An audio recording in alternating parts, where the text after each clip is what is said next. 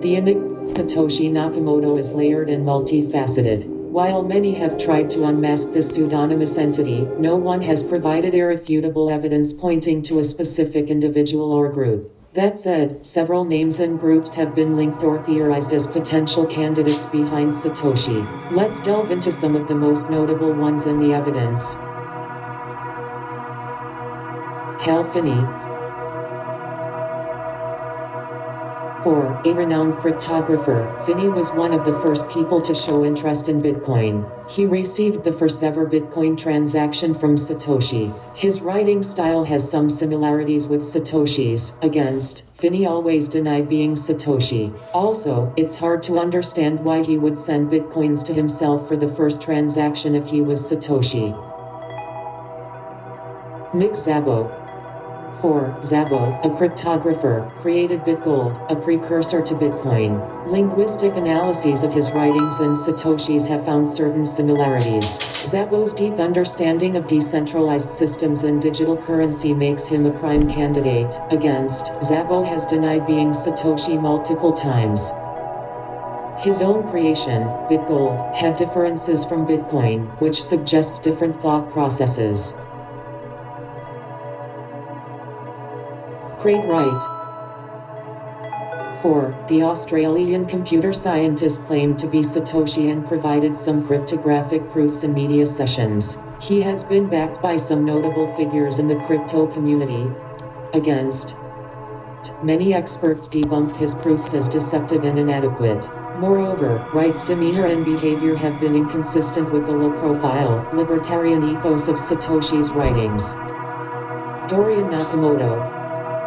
4. A Newsweek article in 2014 identified Dorian, a physicist, as Satoshi, based on linguistic similarities and some vague statements he made. Against, Dorian denied the claims. The main reason I'm here is to clear my name that I have nothing to do with Bitcoin. Furthermore, there's little evidence beyond linguistic similarity to suggest he had the skills or inclination to create Bitcoin. Adam Back. 4. The CEO of Blockstream, Back is a cryptographer with deep roots in the cypherpunk community. His work on Hashcash is cited in the Bitcoin white paper. Against, Back has denied being Satoshi, and while he is a significant figure in the crypto community, there's no concrete evidence linking him directly to the creation of Bitcoin.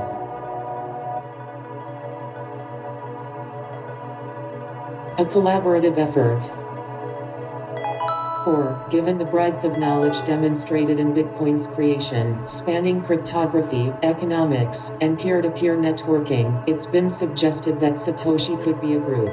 This group might include some of the above names and potentially others, ensuring a composite skill set to create Bitcoin. Against, the consistency in writing style and decision-making in the early days of Bitcoin suggests a singular entity or a very tightly coordinated group. CIA or NSA. 4. Some speculate that a government entity, such as the CIA or NSA, created Bitcoin to either control a digital currency evolution or monitor dark web transactions. Against, the decentralized, libertarian ethos of Bitcoin goes against the centralized control that government agencies usually prefer. After diving deep, we still face a fog of uncertainty. The persona of Satoshi Nakamoto was designed to remain hidden, and it's done an impeccable job of it.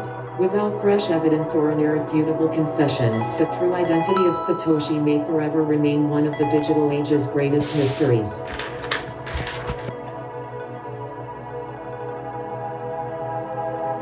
Diving deep into speculation with a Sherlockian perspective, if we assume the primary individual claimed to have communicated with Satoshi Nakamoto are potential suspects, a few names out. Mike Hearn. Background: a former Google engineer who later became deeply involved with Bitcoin. Connection to Satoshi: Hearn is one of the few developers who claim to have corresponded with Satoshi directly over email. Potential motive: as an early Bitcoin developer and advocate, he had a vested interest in its success. Additionally, being connected with a tech giant like Google might have exposed him to the significance of decentralized systems early on. Suspicions: his eventual public exit from the Bitcoin community due to disagreements in direction and his subsequent criticism might be viewed as a way to distance himself from the project. But why? But why? Maybe to avoid the pressure and limelight that could threaten to reveal his identity as Satoshi, especially if Bitcoin's creation was a clandestine operation. Marty Malmi. Background: an early developer and one of the first to help Satoshi with coding Bitcoin. Connection to Satoshi: worked directly on Bitcoin's development in its early days and communicated with Satoshi. Potential motive: being close to the development and having witnessed the potential of decentralized systems firsthand. Suspicions: his deep involvement yet relatively low profile compared to other Bitcoin personalities could be seen as him deliberately staying out of the limelight to avoid scrutiny. Laszlo Haniaks. Background: known for the first real-world Bitcoin transaction, buying pizzas. Cost him $500 million. Is it true some people celebrate the anniversary of the day you bought the pizza? Yeah, May 22nd, Bitcoin Pizza Day. Connection to Satoshi: had email correspondence with Satoshi. Potential motive: deeply embedded in the early days of Bitcoin's technical development. Suspicions: his claim to fame is buying pizza with Bitcoin. An interesting diversion or an attempt to blend in? Wei Dai. Background: creator of B-Money, a precursor to Bitcoin. Connection to Satoshi: Satoshi cited his work when introducing Bitcoin. Potential motive: perhaps disappointment or a desire to improve upon the failings of his earlier B-Money project. Suspicions: the logical progression from B-Money to Bitcoin is hard to ignore. His foundational work in the space, combined with the direct citation from Satoshi, puts him at an interesting crossroads.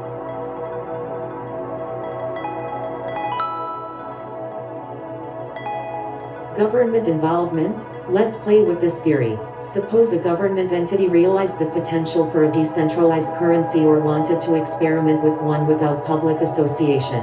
They would need credible figures in the cypherpunk or cryptocurrency community to be involved indirectly. It provides plausible deniability, expert input, and ensures the project's credibility. Choosing an individual or a group from the aforementioned figures, they could provide necessary resources, ensure the individual's cooperation, either through incentives or pressure, and have them develop and release Bitcoin under the pseudonym Satoshi Nakamoto. Such a move would serve multiple purposes: a successful experiment without direct government association, a tool to monitor dark web transactions, a decentralized currency to counteract rivals or as a backup in economic crises.